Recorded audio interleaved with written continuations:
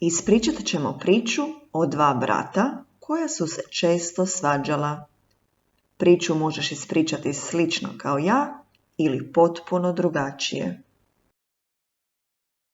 Marko i Goran su dva brata. Marko ima 6 godina, nestašan je i voli se igrati.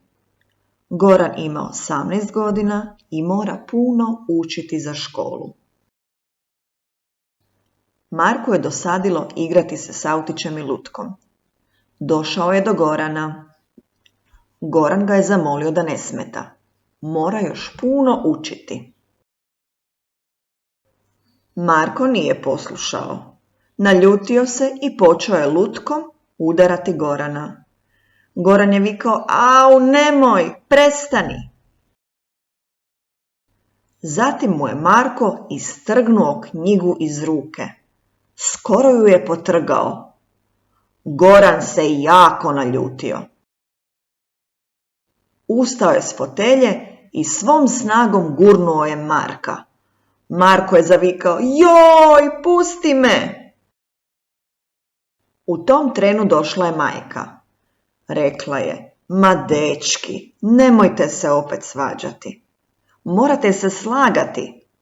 Marko, ti ćeš se igrati vani dok Goran uči, a kad Goran završi učiti, možete se zajedno prošetati."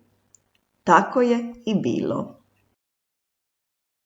Hajde sada ti.